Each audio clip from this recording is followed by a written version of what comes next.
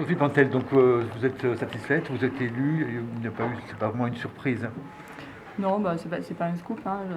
La majorité départementale était organisée en ordre de marche, en tout cas pour ces élections. Je pense qu'on avait fait un travail important pour bâtir à la fois notre projet politique, la vision que l'on avait pour la Lozère pour les années à venir, et puis pour le décliner après avec des axes prioritaires, évidemment, un certain nombre de propositions.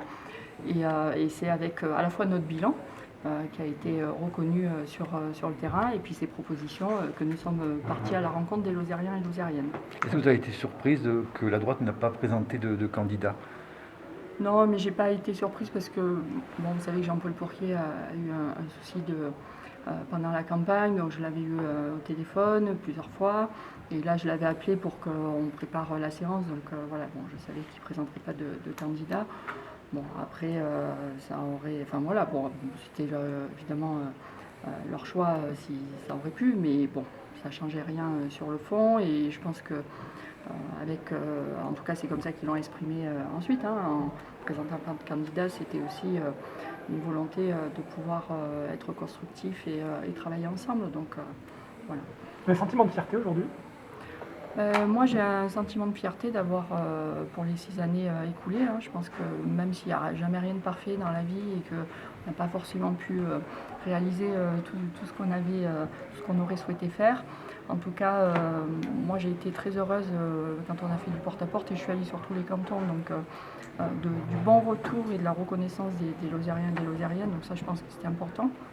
Et puis il y a une forme vraiment d'adhésion importante à ce qu'on a pu proposer.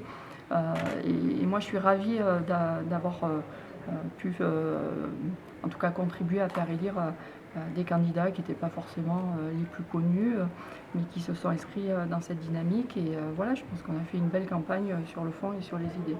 Les priorités pour la nouvelle mandature? Alors il y a deux grands piliers, hein, tout ce qui concerne le bien vivre ensemble, avec en particulier une priorité à la jeunesse, mais c'est aussi toutes les questions d'accès aux soins, la sécurité civile, les politiques d'accueil, l'attractivité, tout ce qui va toucher évidemment à tout ce qui fait qu'on vit bien en Lozère, donc le sport, la culture, le patrimoine. On va avoir tout ce qui va concerner le tourisme, voilà, toutes les filières. Et puis il y a quand même un deuxième volet qui pour nous est très important et bon, je ne vais pas l'appeler transition écologique, mais en tout cas c'est de préparer l'avenir sur des dossiers qui seront peut-être moins des réponses à court terme comme sur les solidarités humaines ou ce que je viens d'évoquer, mais qui seront sur des chantiers plus importants. Et je pense en particulier à la question de l'eau.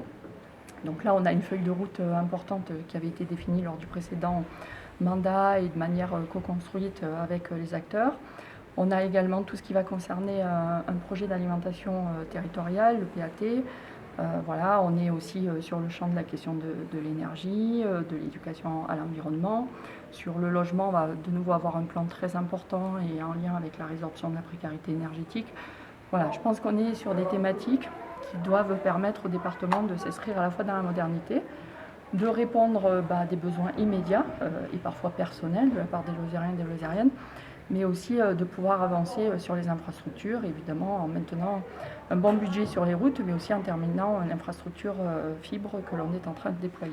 Le premier sujet là, qui va vraiment être, il va falloir le premier dossier à prendre en main. Écoutez, là le premier sujet, c'est pas plus tard que la semaine prochaine. On est en train de boucler en fait les négociations de CPER, puisque pendant que nous étions en campagne, l'État a lancé un certain nombre de négociations sur des sujets très importants, donc il a fallu moi que je gère les deux. Voilà, donc là on est en train d'inscrire quand même des crédits pour les 7 années à venir, donc c'est très important. Lundi, on a une journée d'accueil pour tous les nouveaux élus. Alors les anciens sont évidemment invités à y participer s'ils le souhaitent. Et puis on a ensuite, moi j'ai un travail avec tous les vice-présidents et on a un travail au sein de la majorité pour définir nos priorités, par où nous allons commencer. Voilà, donc tout ça, ça va être dans les 15 jours. Et puis voilà, on va remettre en route la machine département. Et ensuite, il va y avoir toutes les désignations au sein des différents satellites. Voilà, et puis petit à petit, tout le monde va prendre la mesure de la charge de travail et il va se remettre au travail au service des Lozériens et des Lozériennes. Vous avez l'impression d'être plus forte, plus légitime qu'il y a 6 ans? Écoutez, là, il y a 6 ans, je pense que je l'étais. J'avais quand même présidé le groupe d'opposition et avec toujours une opposition constructive. Et c'est pour ça que moi, je suis très réceptive à ce que nos collègues aujourd'hui de l'opposition demandent, parce que c'était ce que j'avais demandé et sur lequel nous n'avions pas forcément obtenu satisfaction à cette époque-là. Et en tout cas, voilà, il y avait eu un vote, j'étais très largement majoritaire. Je pense qu'on a fait nos preuves pendant 6 ans. On a montré qu'on était tous capables de travailler ensemble dans l'intérêt du territoire. Aujourd'hui, enfin voilà, c'est pour ça que moi j'ai rappelé que faire vivre des choses qui n'existent pas forcément, ça n'a pas d'intérêt pour les Lozériens. Et en tout cas, nous restons conformes à ce qui avait été décidé l'année dernière et le travail collectif que nous avons mené avec des séminaires le samedi. Voilà, nous on a passé l'été dernier à construire notre projet pour les Lozériens et Lozériennes sur le temps du week-end. Mais vous vous sentez plus forte ou pas? Fort de Oui. l'expérience? Oui, je pense que chacun, on apprend toujours, hein. Donc pendant 6 ans, aujourd'hui on connaît bien, enfin moi je connaissais quand même bien le fonctionnement de l'institution, mais je pense que tous les sortants la connaissent encore mieux. Voilà, c'est vrai que les 2 dernières années, moi j'ai pu beaucoup m'investir au niveau national parce que les choses étaient en place ici au sein de la collectivité. Fort justement de cette force que vous avez, est-ce que vous avez envie de peser sur le prochain débat qui nous attend tous, les élections présidentielles? Écoutez, moi j'ai signé la tribune pour soutenir Anne Hidalgo comme candidate, hein. En tout cas qu'elle puisse participer à la primaire. Voilà, bon, après, bien évidemment, si la présidente de région, Carole Delga, est candidate, je reverrai ma position. Mais en tout cas, moi je pense que c'est important que chacun s'investisse dans ces élections présidentielles. Il va quand même y avoir des orientations fortes à prendre. Et voilà, c'est pour ça qu'il faut arriver à réconcilier les citoyens avec l'action publique et redonner ces lettres de noblesse à finalement l'action politique qui est vraiment là, enfin, quand on donne de son temps. Alors après, l'investissement, il peut être différent. Vous avez des gens qui choisissent le syndicalisme, d'autres les associations, enfin, d'autres formes d'engagement professionnel. Voilà, mais je pense que tous les élus autour de la table donnent beaucoup de leur temps.